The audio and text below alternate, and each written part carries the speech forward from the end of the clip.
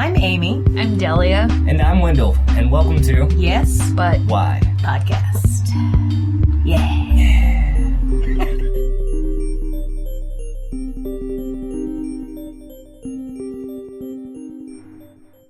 Isn't that wild? Hello.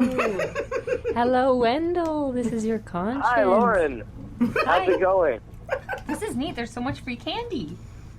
Oh my god, yeah. That's all you guys had to say. This wasn't even mentioned. The free candy? Okay, so we could just lure our guests into a dark room with Yeah. just the promises of free candy. Yeah. Free candy. Also, we're going to record everything you say. But mainly free candy. Yeah, this is cool.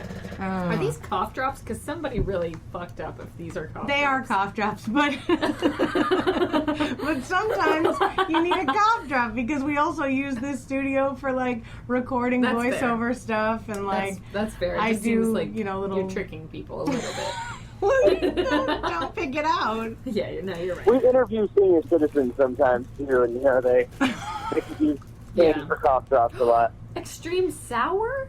Heck yeah! Technically, the cough drops are the only thing that are sugar free, so sometimes I just suck on them for fun. Ooh. Ooh, you're bad. I don't know what I'm looking for, so I guess I'm not looking for anything. A lighter? Thank you. Yeah, that's probably what I'm looking for. That's a smart. Yes, that's exactly what I need. I should have opened these before. That's one of the things that I always forget I'm looking for when I'm looking for it. Oh, that's smart. Yep.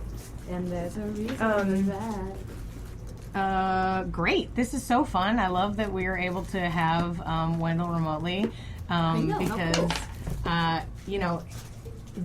think the coolest thing about what we do is sometimes that you get to travel. You know what I mean? Like the fact that he's going to like do a performance to like help kids learn how to like conserve water and like be better humans. Oh, that's like, what you're doing? Yeah. Right? That's very cool. Yeah, I'm up here. We're doing like summer schools and day camps and stuff right now, and summer school kids, those are the ones that don't want to pay attention, so it's a little a little more work than it normally is. But it's pretty good.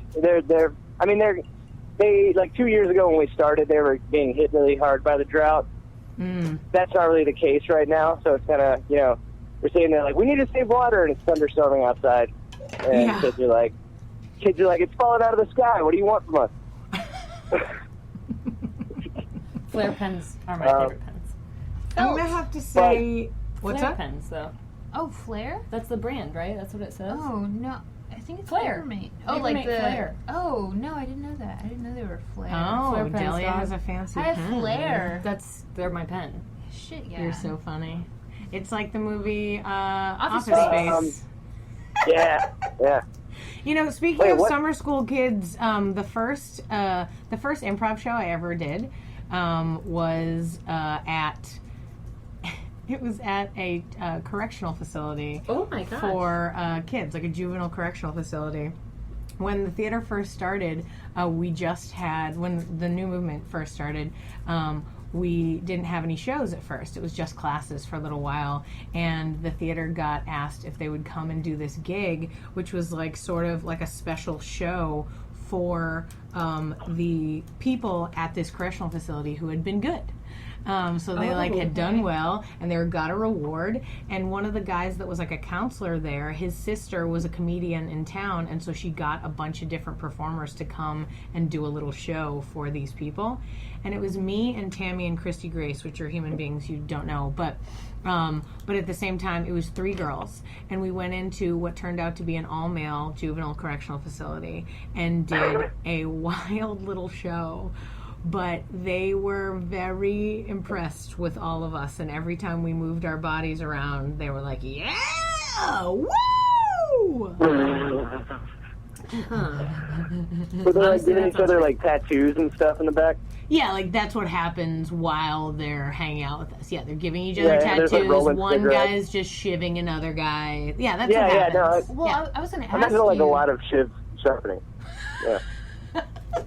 Just like they're just staring at you and just sharpening their their jail weapons. That's a real funny joke that lady just told. But yeah, I was gonna ask you, did they laugh? Like they laughed, right? Oh yeah, they liked the show, Okay, great. which is hilarious because it's like I can't convince regular people in the world to like open their minds sometimes to improv, but friggin' these guys who were like, I've been in jail for a while, what are you gonna do? I don't care, I'll watch it. They were into it.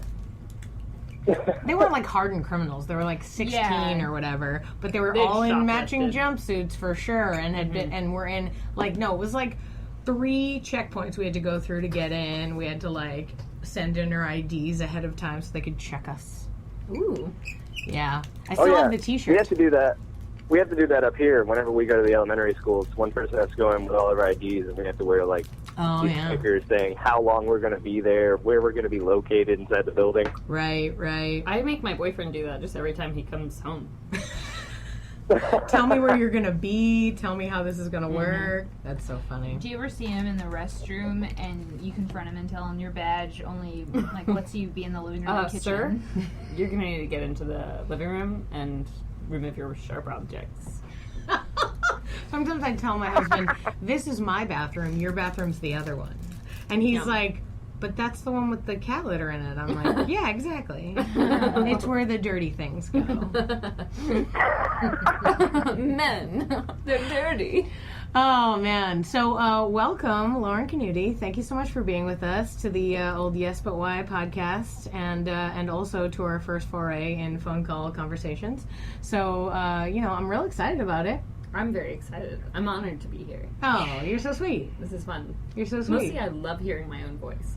It is really nice, yeah. When you put the headphones on, you get that sort of like, I am a radio personality and people are interested in listening to my voice. When I was growing up, one of my favorite hobbies, and this will tell you like how many friends I had, was I had my own phone line. And I would call it. I know, pretty cool. And I would call it, and it would let it go to voicemail, and then I would sing Michelle Branch into it, or sometimes ABBA, you name it. I would sing, I would change my voicemail outgoing. That was the only way. I couldn't listen to voicemails on my. Ooh, I fucked up the story, you guys. But I would change my voicemail, and that was the only way I could hear my voice. Oh, yeah. I was so obsessed with myself that I would be like, thing to me on my voicemail outgoing message, and I would just hope nobody called at that time. But, I'm sure somebody did at one point. So, oh, my God, that's so great. It was risky. That was when I first dabbled with risky behavior. Oh, that's funny.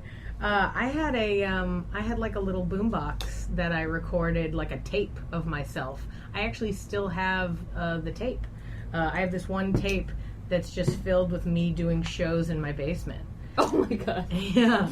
Yeah, and it's great. It's super fabulous to listen to because it's me alone with a record player and some stuffed animals. And I play music. I'll be like, all right, we're here right now, this amazing show. And then I turn on Madonna and I'm like, oh, all right, spinning the tune. That is amazing. I remember my cousin and I did I had one of those portable music players that had the tape deck and a CD. Ooh. and I would purchase a lot of blank cassettes, and we would record, and we had our own talk show. It lasted, I think, 2 episodes, and our theme song was just, the Batman theme song from the Adam West, where it was yeah. Well, we did that, and then we were just like Delia, and then we would say her name, which was Sheena, and then we would add talk show. It was very bad. That sounds great. Sounds really good. I think I was 10. I think she was 12. And please tell me you have these somewhere. I don't think so. Can I wish I did. That? Can we steal that? No, we can't Can we steal use that for our podcast? Technically, we would be, going against copyright. Okay. Children are allowed to do whatever they want. Good thing I didn't sing all of it. Oh, yeah. Yeah, just 30 seconds and you're fine. Okay. You can legitimately do anything. It's you, I see. And I just keep going for 29 seconds. This is really my dream come true. You really are delving into risky behavior. Look at you. I know. I dare you to listen. Risk taker. Delia's not a serial killer. She just takes notes on what we're chatting about, you know. Yeah. For the blurb for later. Yeah. A blurb She's for like later. organized. Sure. Yeah, we're like legit organized, audience. Get ready. Mm-hmm. This is for reals. In fact, We're like serial killer organized. yes, we are. Don't listen to that guy. In fact, No, I'm just kidding, Wendell. very recently we did procure the website of yesbutwhypodcast.com. I saw that. So I'm very excited about that because now, you know, I new saw level. It was a gift from your husband. It was. He was like, "Happy birthday, get to work." No, he was like, happy birthday. I transferred all 12 of your first episodes onto this new website. Yeah, that's really nice. And designed the whole thing. Yeah, no, I don't know anything about the old interwebs, guys. Guys, remember when I told you I used a boombox and there was a tape in it? And I was in a basement? Oh my God. Yeah. I'm a child of the 80s, guys. Is this for me? Yes, you can drink Okay, that. I did not know, and I didn't want to just take it. I'm going to grab this roll. Yeah, drink that Topo Chico. I Oh, got man. 3 of them because there's 3 ladies. Thank you, Amy. Yes, but why? Absolutely. Sponsored by Topo Chico. Oh, if only. That would Someday. be... We just keep eating snacks, hoping one day, you know, like Cheez-It or Boston Old Style candied peanuts. Do you get the same? What? Who bought these? I did. I love those. I've never seen these except for in Cracker Barrel. I thought they were an ancient treat. They are of yore, and they're from Boston, right? I've never, you know, what's funny is when I lived in Boston because that's where I grew up. I've never seen those before in my life. But now that I'm here in the South, they say those are Boston Old Style candied peanuts. Never seen them before. Everybody in Boston has them in their house. I can't do a Boston accent. They got them in their house, got them in their shoes. I got Just so walk many. I around. don't know what to do with them. I got Yeah. so many Boston Old Style. What are they?